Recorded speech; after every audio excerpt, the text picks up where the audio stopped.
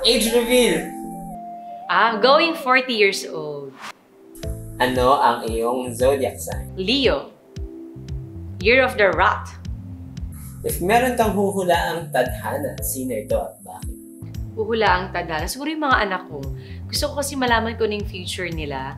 Na sana always praying for them na maging maayos talaga at maging masaya sila sa buhay nila na gustuhin nila. And since na rin naman pinag-usapan natin, Marian, ano ang next birthday plans mo para kay Zia and para kay Six? Alam mo, sa totoo lang, dati ako ang nagpaplano, pero ngayon na malaki na sila, may free will na sila sa amin yung tinatanong namin kung anong gusto nila. Like si Sixto, itong last April, tinanong namin siya kung anong gusto niya. Ang sabi lang niya is intimate party with classmates lang niya.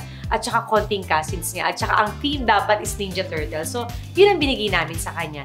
And si Zia, pag tinatanong ko siya, ang gusto din niya intimate. Parang gusto niya 10 classmates lang yung invite niya. Kasi mas gusto daw niya na na-entertain niya lahat, na nabibigyan niya ng attention lahat ng bisita niya. So, ganun sila. Naniniwala ka ba sa tadhana? Oo naman. Of course. Kung i-recreate ang Marimar, sino ang gusto mong gumanap sa role mo? Anak ko, si Zia. Hindi tanong, pero anong message mo sa fans mo at sa Tadhana followers?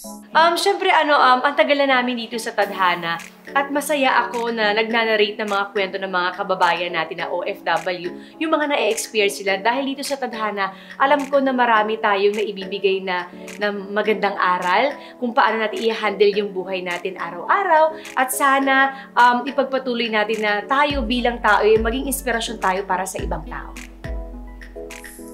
Alright, anong age dapat mag-boyfriend si Zia? Mukhang tatay niya yung sasagot niyan. Yung tatay talaga yung sasagot.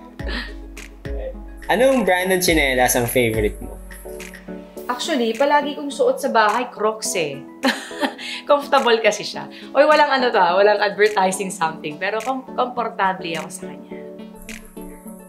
If may bibigyan ka ng 10K, sino ito at bakit? 10K?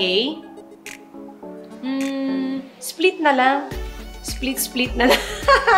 Alam mo, hindi. Minsan pag naisip mo kung sinong bibigyan mo, siguro kapag lumabas ka sa kalsada, random na tao lang din. Pag may nakita ka na tingin mo na mas kakailanganin niya, lalo yung mga nasa kalsada nagtitinda para maitago yung pamilya, siguro ito yung mas ipa-priority kong bigyan.